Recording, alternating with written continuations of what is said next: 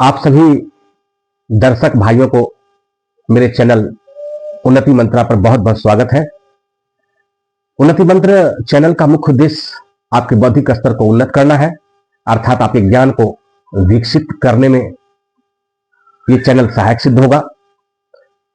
आज मैं इसी कड़ी में आपको बिहार में हुए चुनाव पर अपना निजी विचार सुनाना चाहता हूं और बिहार के एक एक व्यक्तियों को बताना चाहता हूं कि लोकतंत्र में जो आपको शक्ति मिली उसका प्रयोग करके आपने अपना लीडर चुना, लेकिन अगर केवल 10,000 रुपया आपके खाते में आया और बात खत्म, तो शायद आप सस्ते बिक गए।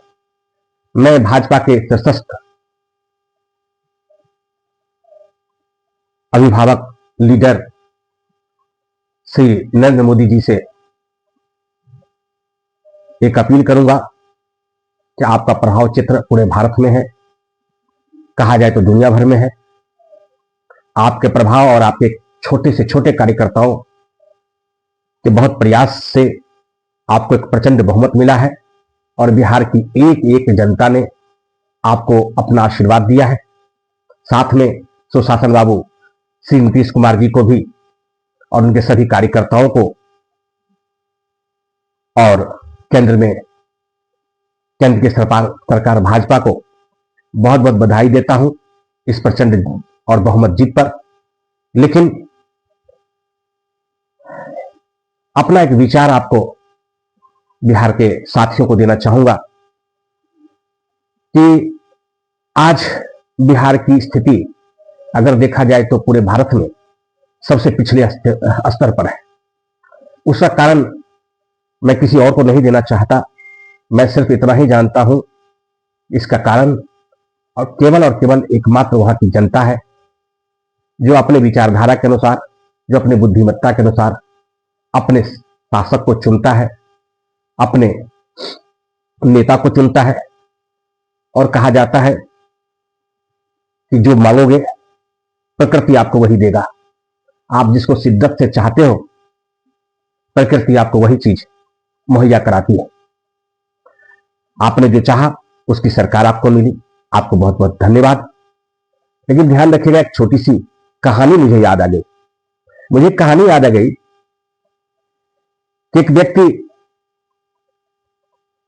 मंदिर में गया और अपने भगवान के सामने कहा कि हे भगवान, पैदल चलता हूं, बड़ी दिक्कत होती है, एक साइकिल दिलवा दो। भगवान ने कहा ये मस्त। साइकिल मिल गई उन्हें। वो जब वहां से निकल रहे थे तो एक व्यक्ति दूसरा आया और कहा कि हे भगवान, मुझे कार दिलवा दो। उस व्यक्ति को कार मिल गई। भगवान ने उसे भी मस्त कहा कि जाओ, तुम्हें कार मिल जाएगा, और उसे कार मिल गई। उसी समय एक व्यक्ति आया और कहा कि हे भगवान, मुझे एक बंगला चाहिए। भगवान ने कहा ये मस्त, तुझे बंगला मिल जाएगा। उस व्यक्ति को बंगला मिल गया। जो व्यक्ति को साइकिल मिला बहुत परेशान था। उसने कहा कि अगर काश मैं भी मांगा होता बंगला तो मुझे भी बंगला मिल गया होता। पुनः वो भगवान के पास गया और कहा कि हे भगवान, मुझे बंगला दे दो। भगवान ने कहा अवसर तो मैं एक ही बार देता हूं, अब तुम तो चूक गए। इस कहानी का अर्थ आप लगाते रहिए, आप समझते रहिए। हम चलते हैं कि बिहार में जो होना था वो तो हो गया, लेकिन मैं आपसे गुजारिश करता हूं, हे बिहार वासियों, हे हमारी माता बहनें, आपने बढ़ चढ़ करके वहां पे वोट किया। पुरुषों की तुलना में आपका योगदान अत्यधिक रहा। अगर आप 10,000 रुपये पर किए तो थोड़ा मैं आपको यहां पे रोकना जरूर चाहूंगा, क्योंकि आपका बेटा, आपका पति, आपका भाई, इनके पास समुचित शिक्षा, समुचित स्वास्थ्य और रोजगार के अभाव में यह भारत देश या दुनिया में अलग अलग जगहों में जाकर अपनी रोजी रोटी को ढूंढते हैं, तलाश करते हैं। और खासकर भारत में तो इनको बड़ा ही हीन भावनाओं से बिहारी जैसे शब्द कोई गाली हो गया हो। कभी एक जमाने में बिहारी भगवान श्री कृष्ण को कहते थे, लेकिन अब एक गाली हो गया। और आज आपके भाई, आपके पति, आपके पिता आज भारत के अन्य राज्यों में जाकर प्रताड़ित होते हैं।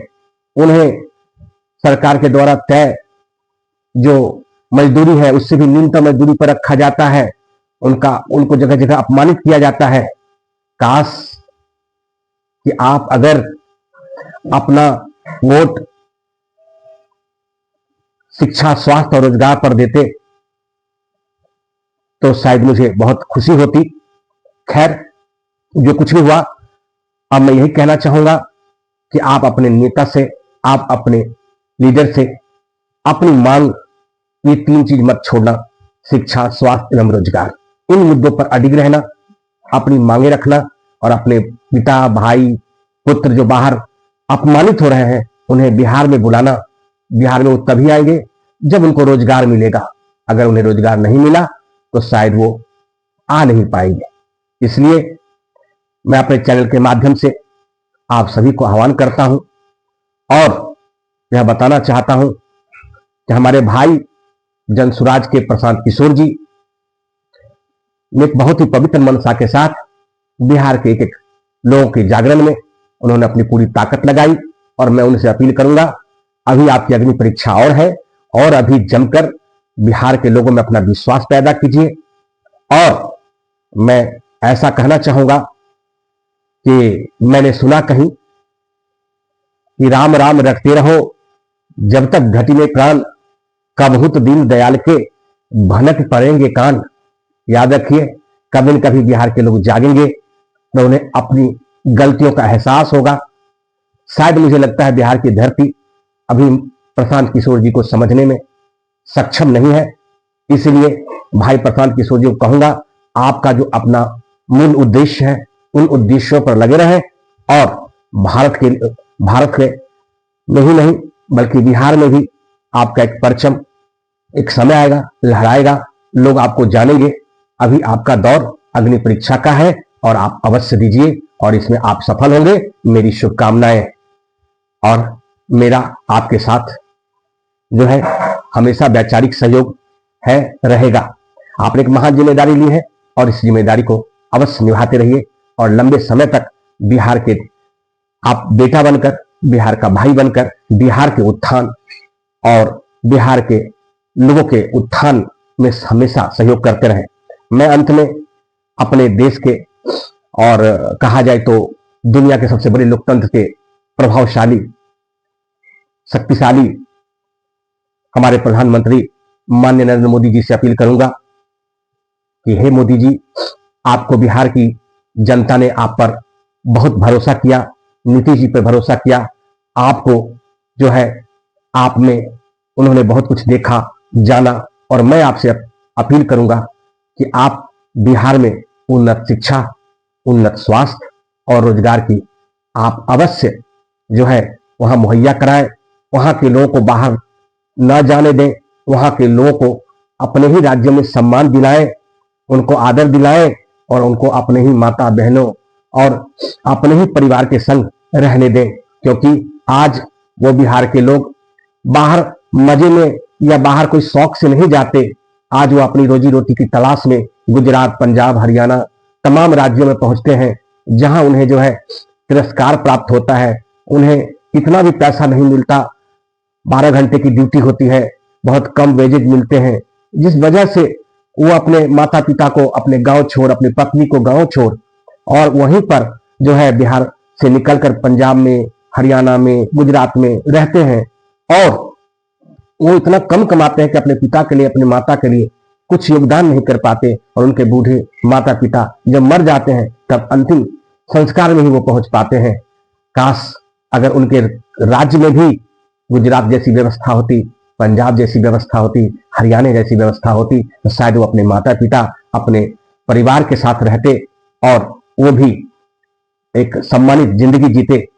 इन्हीं बातों के साथ मैं अपने बात को विराम देता हूं और मैं मोदी जी से स्पेशल गुजारिश करता हूं कि बिहार के भाइयों ने जो आप पर, बिहार के माताओं ने, बहनों ने जो आप पर विश्वास जताया उस पर आप खड़े उतरिएगा। और अंत में मैं बिहार के प्यारी जनता को मैं कहना चाहूंगा कि भगवान इनको सद्बुद्धि दे और ये अपने हक को पहचाने। धन्यवाद, नमस्कार।